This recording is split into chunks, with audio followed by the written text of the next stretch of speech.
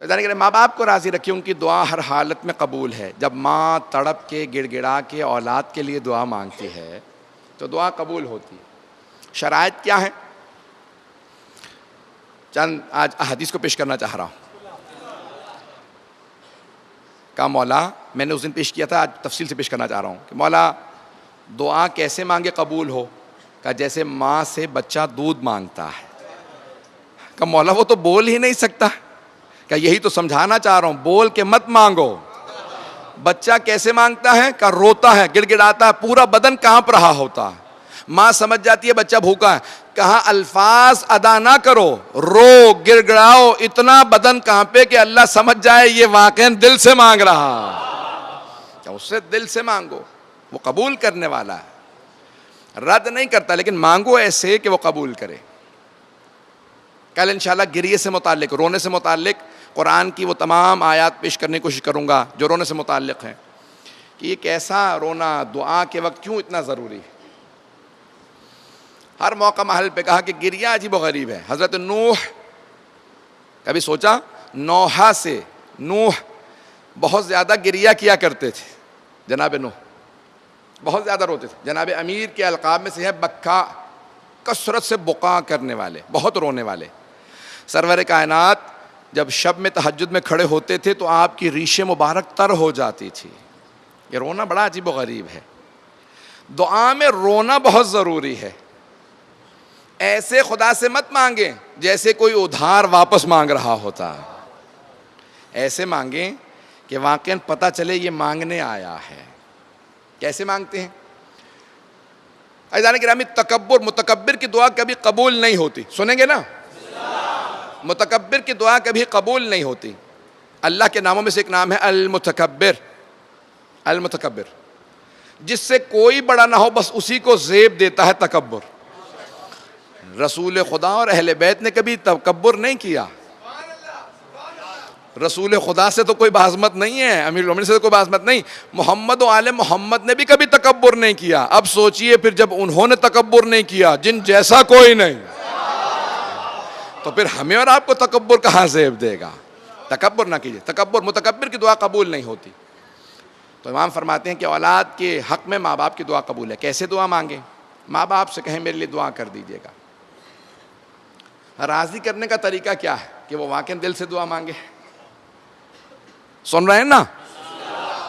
کئی یہاں پہ ایسے بھی ہوں گے جو خود اولاد والے ہیں اور کئی جن کے ماں باپ ہیں۔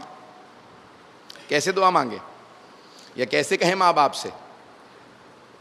تو کہا پیش ایسے آؤ ماں باپ سے کہ وہ خود بخود چہرہ پڑھنے لگے ہیں۔ اگر پہنچا پاؤں یہ جملہ، چہرہ پڑھنے لگے۔ کہا قرآن کو دیکھنا عبادت ہے، کعبے کو دیکھنا عبادت ہے، علی کا یا اہل بیت کا چہرہ دیکھنا عبادت ہے، اور چوتھے ماں باپ کو محبت کی نگاہ سے دیکھنا عبادت ہے۔ یا رسول اللہ، یہ آپ نے ماں باپ پہ شرط کیوں رکھی محبت کی نگاہ سے؟ دیکھنا نہیں کہا، کہ غضب سے مت دیکھنا، محبت سے دیکھنا، احترام سے دیکھنا۔ جب جاؤ گے تو کچھ مانگنے کے لیے بھی کچھ آداب ہوتے ہیں۔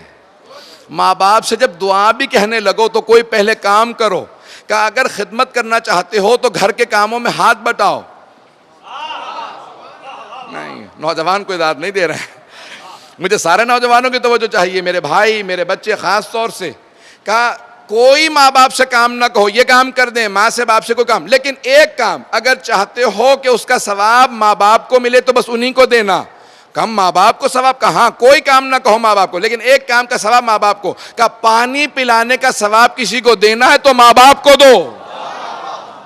یہ بہت بڑا کام ہے۔ لیکن جب ماں باپ سے دعا کے لیے کہو تو کہو پہلے میں کوئی کام کر دیتا ہوں، گھر میں ہاتھ بٹاؤ، کام کرو، وہ دیکھیں واقعاً یہ خادم خدمت گزار ہے۔ جملہ سخت کہہ رہا ہوں، امام جعفر صادق علیہ السلام،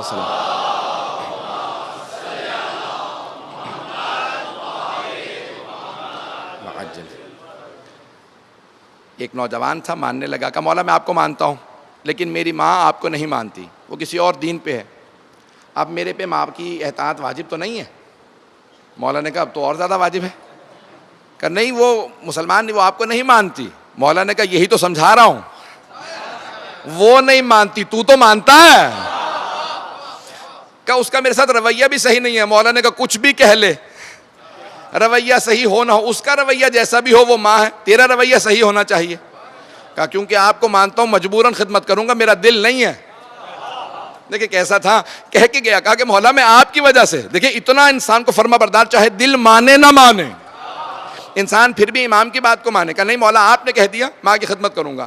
اب ایک مرتبہ گھر پہنچا، نظریں نہیں ملا رہا، سر جھکا کے بات کر رہا، ایسا نہ ہو کہ میں دوبارہ پرانی گستاخی کرنے لگوں، اونچی آواز سے بولنے لگوں. بڑے آداب سے بات کر رہا ہے. ماں نے پوچھا کیا بات ہے، یہ پچھلے 1 مہینے سے تیرا رویہ بدلا سا ہے. کہا یہ میرا نہیں ہے، میرے امام نے کہا. کہ تیرے امام نے کہا ہے، مجھے اس امام سے ملا جس نے یہ تعلیم دی ہے. آئی ملی، پوچھا، کہا کہ آپ نے میرے بیٹے سے کہا. مولا نے کہا ہاں. کہا کیوں؟ کہا اسلام میں ماں باپ کا احترام واجب ہے. کہا اگر یہی اسلام ہے تو میں بھی مسلمان ہوں.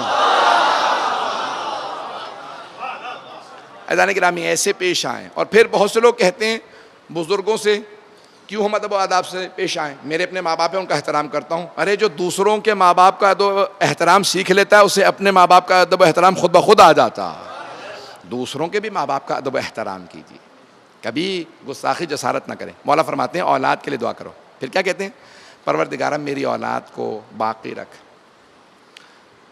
جو چھوٹے ہیں انہیں اتنی زندگی دے یہ بڑے ہو جائیں، جو بیمار ہیں انہیں صحت دے دے. پروردگارہ جو جوان ہیں میرے ان بچوں کو باکمال بنا. کتنا پیارا انداز ہے، دعا کے جملے بتا رہے ہیں. اولاد کے لیے مانگنا کیا چاہیے؟